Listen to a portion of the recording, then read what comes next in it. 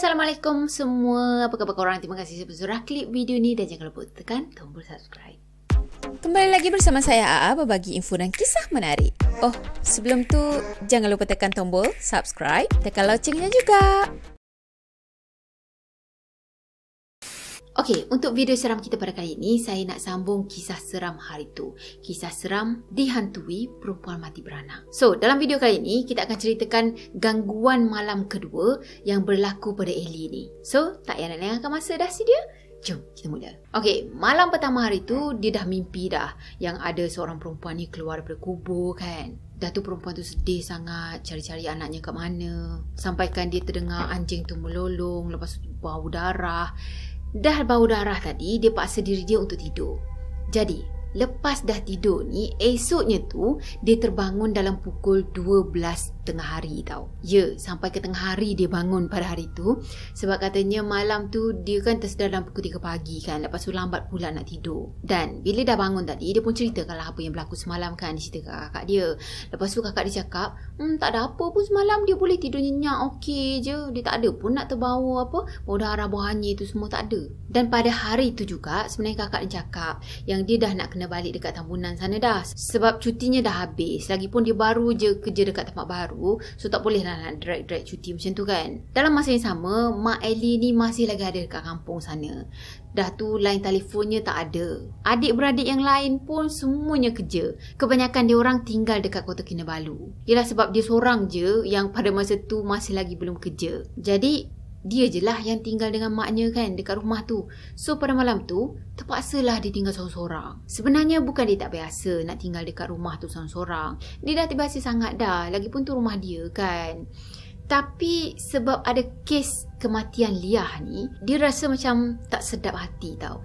Dah lah tak sedap hati, tak sedap badan. Cuma dipaksakan juga hati dia ni supaya berani. Dia kan dah tak ada pilihan lain dah. Terpaksa juga hadap. So masa tu dia fikir nanti dia bawa je lah rosary prayer dia tu untuk bawa tidur kan. Sebenarnya saya tak pasti sangat rosary prayer ni macam mana. Tapi daripada saya search, saya google, nampaknya tu macam kita punya tasbih macam tu lah. Yelah saya tak familiar, saya langsung tak familiar dengan agama lain. Jadi harap faham je lah, sorry . So hari tu lepas dah siap semua kerja rumah, dalam pukul 3 petang kakak dia dah nak berangkat dah. Nak bertolak balik ke Tambunan dah. Dalam masa yang sama, sebenarnya ahli keluarga si Liah dan juga Kalang ni masih lagi ada dekat rumah sewa dia orang ni. Cuma Ellie rasa rumah sewa dia tu jadi macam suram sangat. Dah tu dia tengok pun agak seram tau. Dalam masa yang sama juga, badan dia ni mula rasa tak sedap.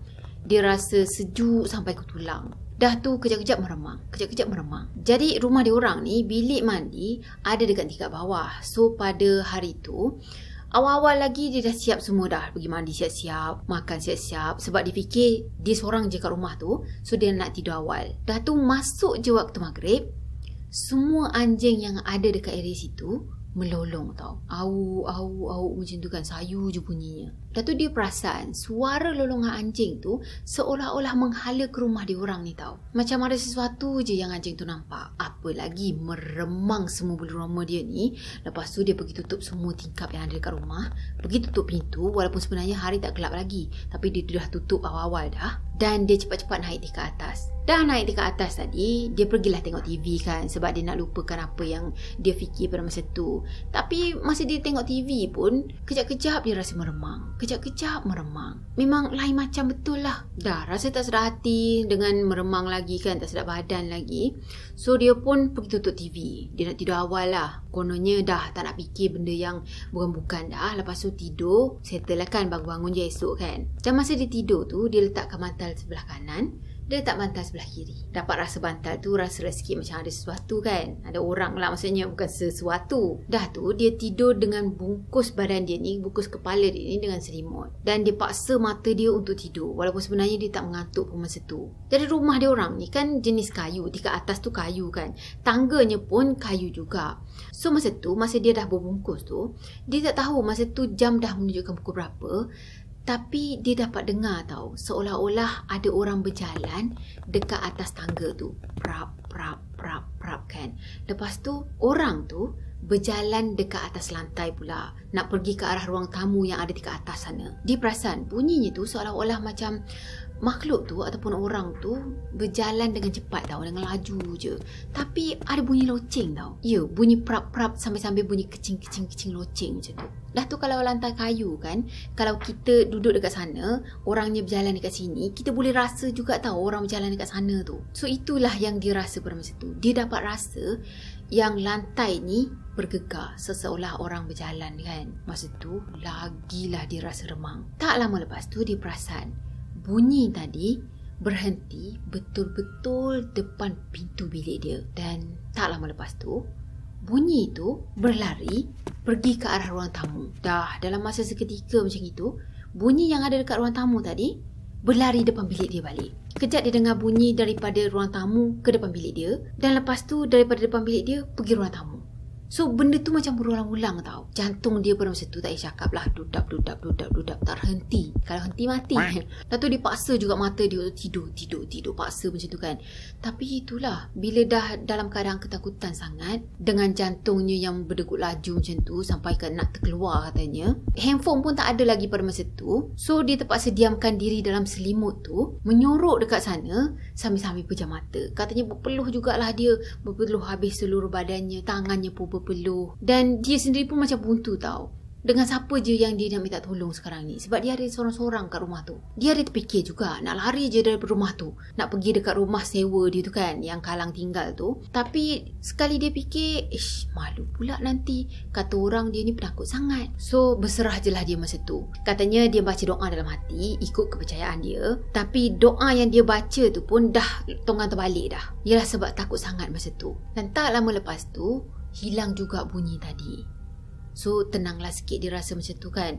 Dia pun bukalah selimut dia. Yelah bila dah selimut lama sangat, dia rasa macam dah tak boleh nafas dah.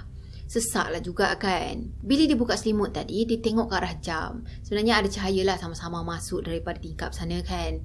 So dia tengok ke arah jam, jam menunjukkan pukul 11 malam. Jam 11 malam dia masih lagi belum tidur. Padahal awal-awal lagi dia dah masuk tidur dah.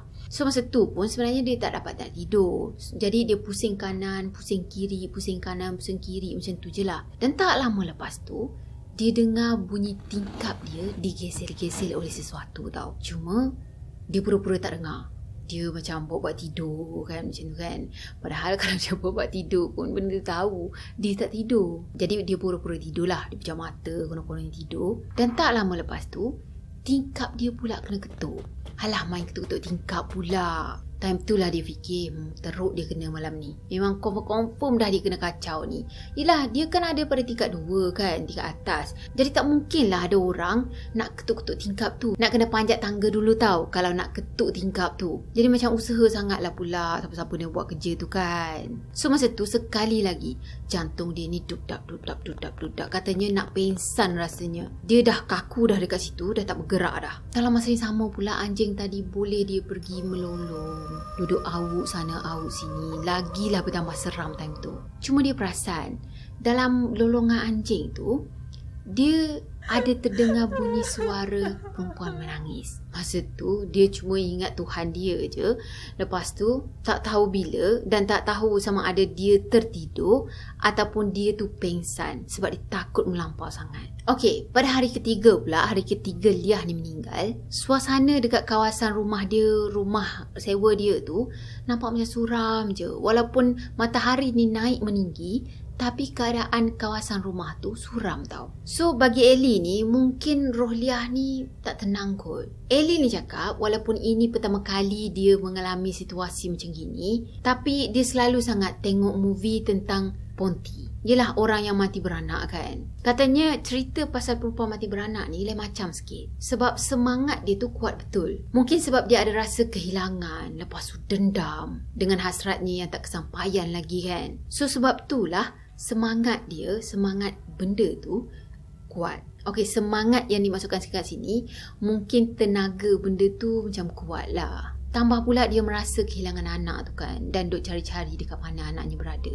Ellie ni cakap, kadang-kadang dia rasa macam tak patut pula perempuan yang mati beranak tu dikuburkan dengan anaknya masih lagi dekat dalam perut. Cuma dia tak pastilah adat dan juga agama orang ni macam mana. Mama dia sendiri pun pernah cerita juga yang kata benda tu dia takut sangat dengan paku yang panjang. Jadi dia pun Pergilah cari paku yang 5 inci yang ada dekat dalam rumah dia. Cari, jumpalah juga satu kotak ni yang ada barang-barang paku, barang-barang yang macam gitulah kan. Dan nasib baiklah juga ada paku yang panjang dekat dalam box tu.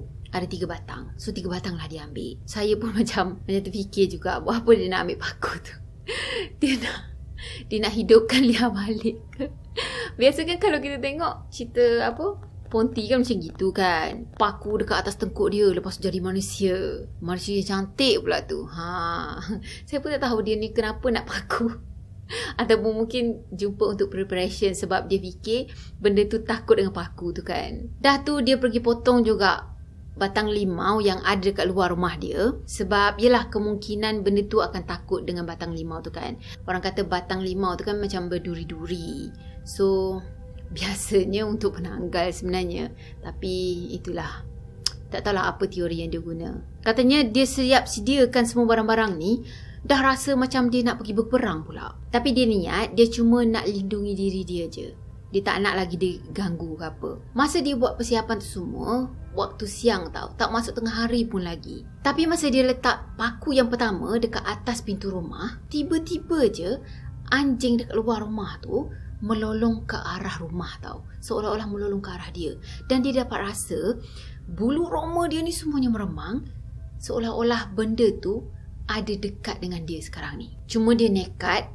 Dia buat-buat tak takut macam tu. Dia tak pedulikan semua tu. Dia siapkan juga kerja dia. Katanya 2 batang paku lagi dia letak pada dahan pokok limau yang dia dah ambil tu. Ataupun ranting pokok limau tu lah. Dan batang limau tu dengan paku yang ada dekat batang limau, dia letak dekat kedua-dua tingkap yang ada dalam bilik dia. Dah tu dia baca-bacalah sikit kan, ikut kepercayaan dia, doa-doa sikit. Katanya dalam hati dia ni, dia niat, dia pesan-pesan jugalah dengan benda tu supaya jangan datang lagi. Jangan nak mengacau dia lagi dah. Yelah dia memang berharap malam tu dia dah tak kena kacau lagi. Okey, macam hari yang sebelumnya, waktu maghrib je, anjing dekat luar rumah sana dah melolong dah. Menangis-nangis macam tu katanya. Dan yelah bunyinya tu sayu sangat. Dia pula macam biasa, dia dah tutup tingkap, tutup pintu awal-awal lagi. Dah tu dia mandi siap-siap, dia makan siap-siap dan dia naik dekat tingkat atas. Cuma hari ni dia dah tak tonton TV lagi dah. Dia terus masuk ke dalam bilik dia, kuncikan diri. Kononnya macam nak tidur awal-awal lah, macam malam semalam kan. Dah tu macam biasa dia letak bantal sebelah kanan, bantal sebelah kiri. Dan dia dah siap sedia dah, selimut ni nak tutup lingkup semua. So masa tu dia fikir, mungkin dia dah tak kena kacau lah kan. Sebab dia dah buat preparation daripada awal lagi. Dah letak paku dekat tingkap sana, tingkap sini, dengan paku dekat pintu utamanya lagi kan. So semuanya dah disiap sedia. Tapi jangkaan dia tu meleset. Dia kena kacau juga malam tu. Masa dia nak tidur tu, masa dia dah siap-siap nak tidur kan, tiba-tiba je dia dengar loceng yang sama malam semalam yang dia dengar. Dan dia dengar orang tu ataupun benda tu berlari-lari tau. Tak lama lepas tu dia main tingkap pula. Samalah dengan macam hari yang semalam. Dia main tingkap, dia main ketuk-ketuk. Ellie ni dapat rasa macam benda tu tengah perhatikan dia daripada luar tingkap. Time tu dia genggam kuat-kuat dia punya rosary dekat tangan ni dan dia tutup mata rapat-rapat sambil-sambil dia baca sesuatu dalam hati. Dah dia tutup mata, dia berdoa sambil-sambil dia buru-buru tidur macam tu lah kan. Dan tak lama lepas tu bunyi tadi hilang. Senyap tau. Masa tu dia rasa macam baru nak tarik nafas lega ni. Yelah baru je rasa nak aman sikit. Dan tiba-tiba dia dengar balik bunyi. Tapi kali ni bukan lagi bunyi ketukan, bukan lagi bunyi berlari-lari kat luar sana, dan bukan juga bunyi lolongan anjing. Tapi dia dengar bunyi perempuan menangis tau.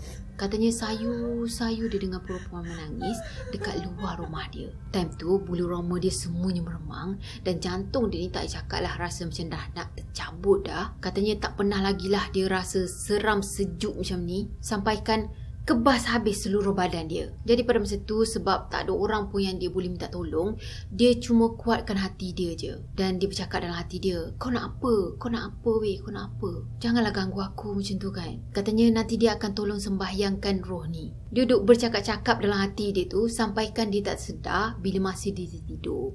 Dan masih dia tidur tu sebenarnya dia termimpikan penampakan Ponti ni tau. Dia mimpi Ponti tu menangis-nangis, sayu je, sedih je dia tau. Lepas tu dia tengah berjalan-jalan dekat atas jalan raya yang ada depan rumah dia, sambil-sambil tengah mencari dekat mana anaknya yang hilang. Katanya Ellie ni macam Ponti tu tak sedar tau yang kata anak dia dah dikubur bersama dengan dia dan anak dia tu masih lagi ada dalam perut. To be continue. To be continue. Lain macam to be continue kita kan. Okay, video kali ini saya ceritakan malam kedua dengan malam ketiga, dan video selanjutnya kita akan ceritakan malam keempat. Apa pula yang nak jadi ni malam keempat ni kan. So tunggulah video yang seterusnya. Jadi saya harap korang suka video ni, dan macam biasa kalau korang suka video ni jangan lupa tekan tombol like, komen, share dan juga subscribe. Jumpa lagi next video. Bye bye. Assalamualaikum warahmatullahi wabarakatuh. Bye.